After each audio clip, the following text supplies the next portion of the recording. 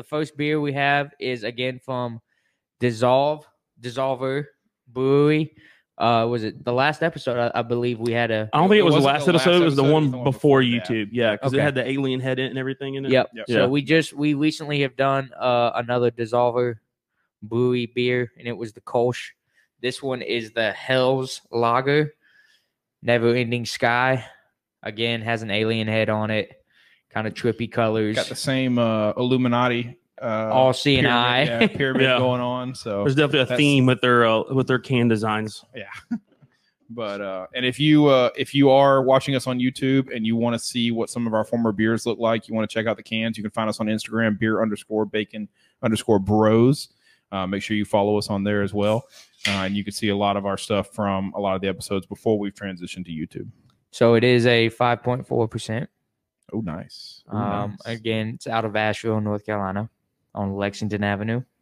You know exactly where it's at, or is it on the can? It's listed on the. I was on like, the can. Listed on the can. Dang, Okay. I've been doing some personal research up in the Asheville area, so Just 47 breweries up there. I know Asheville. You know, and we've had the conversation before about it. I feel like Asheville is the brewery capital of the world, but apparently, at least of the United States, I would say. Apparently, it's not. Apparently, Chicago is, but we'll get into that later. Is it of the United States or the world? Yeah, that's for another episode. That's for the United States. So Chicago's number one. Yeah, is it per per capita? Okay. So they have the most breweries per capita, apparently. But Asheville's at least got the best breweries per capita. A little free marketing there for our city of Asheville. But what kind of beer is this one? It's a Hell's Lager. Hell's Lager. Lager. Yeah. It doesn't blow me away. It really, you know what it tastes like? A Kona Big Wave. Like, in all honesty. Ooh. I'm not sure that's a good thing. I mean, it's not. it's eh. Yeah. Here, take another sip and pass it on down.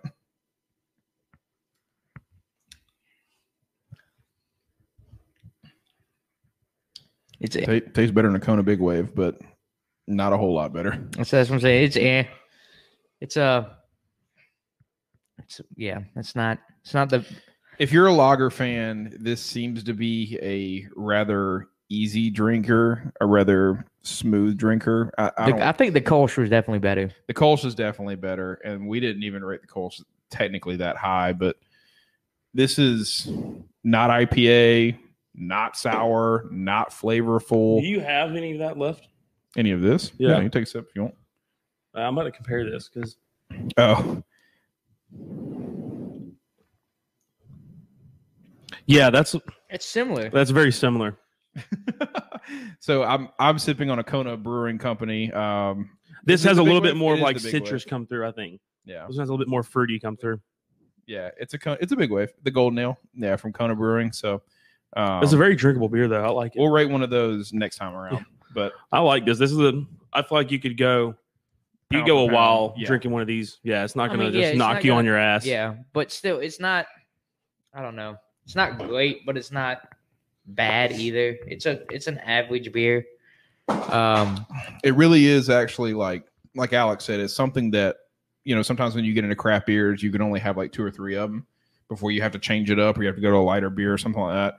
This is something that you could sit and drink all day if you wanted. I mean, you can drink one of these and be like, wow, this is, you know, I didn't even taste that. But if you're sitting at the brewery for a while and you want something you can just drink multiples of, this is one of them. Yeah. But still, from the Kolsch, I gave it a 7.3. This is like a 6.9. 6.9? Yeah. Okay. So let me make sure I go ahead and take our notes. I don't know how to put the alien triangle in the DSSOLVR. And if we didn't mention it, we probably did it on last time. Which one was the Kolsch that you're talking about? The DSSOLVR Kolsch. You gave it a 7.1. Damn, I was going to put this one at 7.5, and I think I'm going to stick with it then. You think this is a little bit better than the Kolsch? I like this one just because of how easy it is to drink. 7.5. You said 6.9 for you, Adam? Okay. You could easily get a 6-pack of that and drink the whole 6-pack and not be a mess, you know, and not feel terrible. You not feel like you just ingested a bunch of calories and carbs like you would with normal heavy crafty beers. Yeah. I know what you're saying. The drinkability on this one is a big factor for me. I got you. I'll give it a 7.1. I'm with you guys. I think it's kind of in not in a grade terms, but kind of in that C rating almost. Yeah. Not maybe like a C, maybe like a C plus. I might give you a C plus. I mean, probably not even the first. Like, even if we went to Dissolver, I probably would grab the Kolsch before I would grab the lager. Yeah, I gave the Kolsch a 7.7. So yeah, that follows my theory. I would grab the Kolsch before I grab. I probably wouldn't even drink this when we were at the brewery. Not in an offensive way, but because I'd rather try some other things after drinking a Kolsch. Yep, I know what you're saying. You know, when you get that thing, you want to know. So, and we've said it about some beers. If your boyfriend does not drink beer, this could be a beer. He only drinks Bud Light.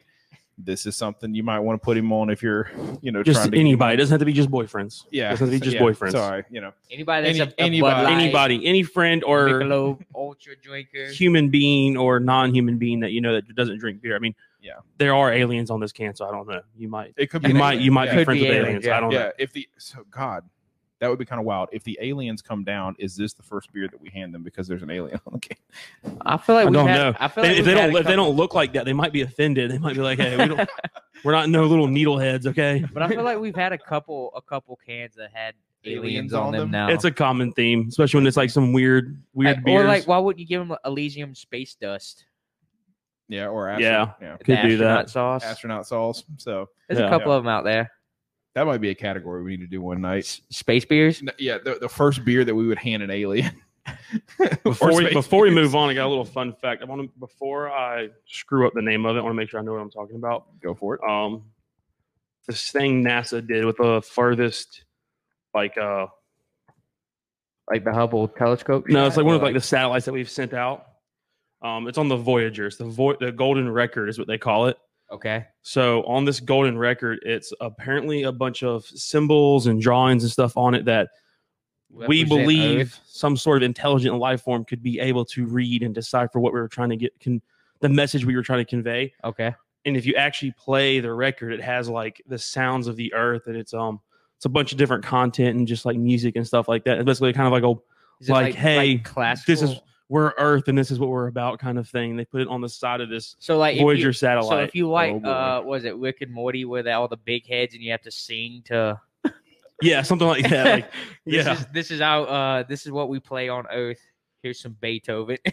Oh God, is that what they would do though? Like I'd hope not. So the music is specifically, or the sounds, I should say, as NASA describes it, is selected specifically to portray the diversity of life and culture on Earth. So it's just basically a way of us saying that some sort of intelligent life form, if they were able to figure out a way to play it, be like, hey, we're a diverse group. This is what Earth was about. They definitely put Post Malone on this.